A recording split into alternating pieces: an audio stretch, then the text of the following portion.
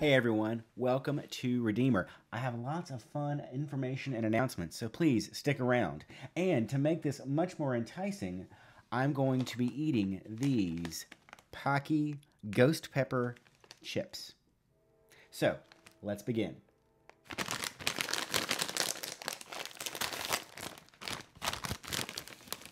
All right, here we go. I want to talk to you about our upcoming annual meeting, which is going to be January 16th after church. It's going to be very important because we're going to do several important things. We're going to, 1, pick the budget, 2, elect vestry members, and 3, select members to be delegates for annual council. I'm going to go over all those in just a second. But first of all, let me eat these explosively hot tortilla chips. All right. So if you didn't know, our vestry is the governing body of this parish. They handle the business decisions of the church, and essentially they are the executive board. I work with the executive, or with the vestry, and we make all the major decisions for the church. And that includes the building and grounds here and at Angel's Attic and other properties like the rectory, for example, but also just how we spend our energy and investment with outreach and other opportunities. So it's an amazing way for you as a member of the vestry to live out your faith with the work of the church, to really have a guiding hand in how the church handles its outreach, its ministry, and its pastoral response. Also, it's an amazing way to get involved with areas of the church that you may not be very familiar with, or helping start some of your very own that you feel interested or passionate about.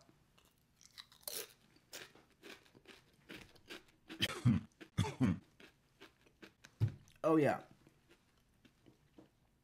It's a 3-year term, and so we'll have the senior class, as it were, of vestry members will be rotating off this year. And our newly elected vestry members that happen at this meeting on the 16th will take on their roles then. We're already going to have a vestry meeting for January, so if you get elected on the 16th, you'll start in February. Oh.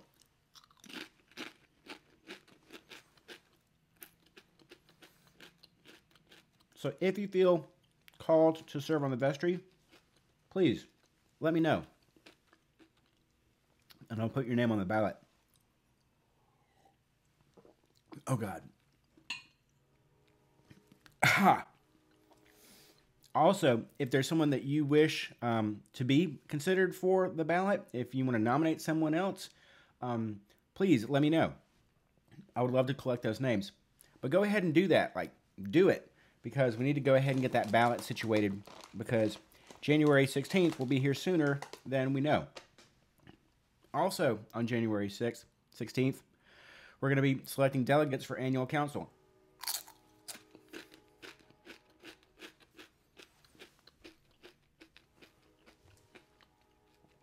And all that does, it says who is going to be our representation from our parish to the statewide board. The statewide, basically it's like the House of Representatives. Who are our representatives going to be for the statewide business meeting of the church, which is held at the end of January, sometimes early February, depending on when the weeks line up. But it's usually the last weekend in January. So we're going to be electing 3 people to serve as alternates for next year's council, so that would be January 2023. And then those people would then become the delegates for council January 2024. So it's a very small window of actual obligation. It's just 2 weekends, once a year for 2 years. But yeah, if you're interested in that, it's a great gig. We put you up in a hotel room. It's wonderful. It's a nice reason to kind of get away for a weekend. And you get to see all the stuff that happens around the diocese like together. It's like the diocesan house party. It is an amazing, wonderful treat to go to council. I love going. It's wonderful. It's fun. You see people you know. You meet new people. You see ministries and other opportunities that are going on. You collect great ideas to bring home to implement in your own church. It's wonderful. I highly recommend it.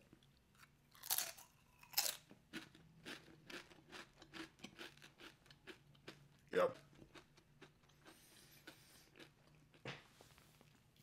Oh, it's in the sides of my tongue. Coincidentally, speaking of council, council for this year is going to be January 29th through, or 28th through 30th in Natchez.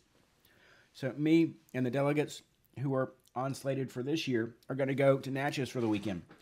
So instead of church on the 30th, we're going to have morning prayer because I'm going to be in Natchez. I mean, we're going to have church. It's just not going to be Eucharist. Oh, man.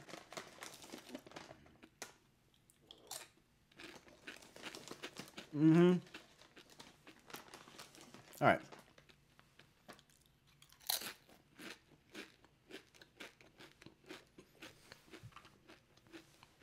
The third important thing that we need to be doing at our annual meeting on January 16th is approving our budget for the year. It's a pretty straightforward process. We have a good budget. We run a really efficient, fiscal ship around here. And that's great. However, I will say that we've been running very lean. And so while we have not been over budget or anything, we run very, very near there. So we just do great, just enough. And also, we've cut as many expenses as possible. But I happen to know we're going to be having more expenses, or larger expenses in the coming year, simply because we're going to be doing more stuff. It's planned. We know what we want to do. And so to help our church grow, not only just with new membership, but also a more active and vibrant faith community, putting on all the kinds of activities and programming and formation opportunities that we do, that requires funding and your time and energy. So if you can't give financially, please give of your time and of your talents. Because right now, we're maxing out. We're running very efficiently on a smaller amount of time and talent and treasure. But we can't keep running that lean for that long. We need to have fresh input. So we need you to help us realize that budget by helping contribute and pledging. So if you regularly give but didn't actually fill out a pledge card, which I'm actually kind of guilty of, I need to go back and readjust my pledge. I'm giving more than I did in previous years, but I need to make that reflected in my pledge so that the treasurer, especially Shannon, knows about it. And so we can budget for, we can have a budget that more accurately reflects the situation. Because, to be honest, lots of times we'll have a small number of people pledging, but then a larger number of families who give. And that's great. That's what keeps us, in the black. However, if we had that written down as a expected gift, a pledge, that would help our budgeting so much more. So please, consider going back and actually making a pledge if you haven't already. If you need more information about that, talk to Shannon Eubanks. Oh!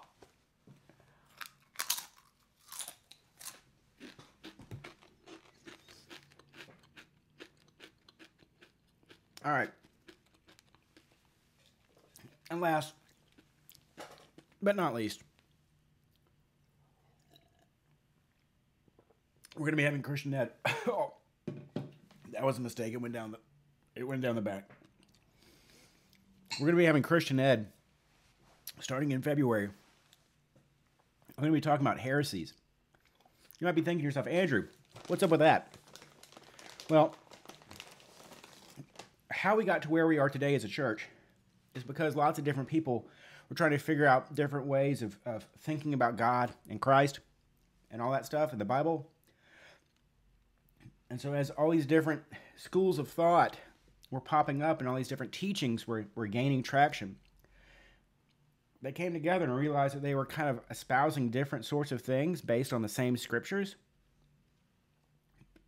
And when one group became more influential than the other group, they would say, well, that other group, they're all heretics. And the church would try to squish them out. So, if you want to learn about a bunch of different ways of contemplating and thinking about Jesus and God, study the heresies. They're fun. What's also interesting is that these are sensibilities of people from the 2nd century. Today, if you go back and think about what these different heretics were espousing, you might say, well, actually, I kind of agree with that. I agree with that a lot.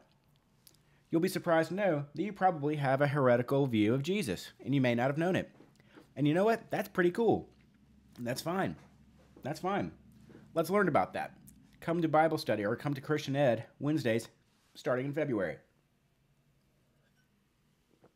All right. Well, this is all I got to say. But I love you guys. This church is amazing. Help me make it more amazing by giving the gift of your time and your talent and your treasure, not only with the budget, but also by helping spark some fresh leadership in the church by becoming a member of the Vestry. We need you. It's fun. It's a great community. And we'll do amazing work living our Christian faith in ways that you may not have ever considered. Thank you, and God bless.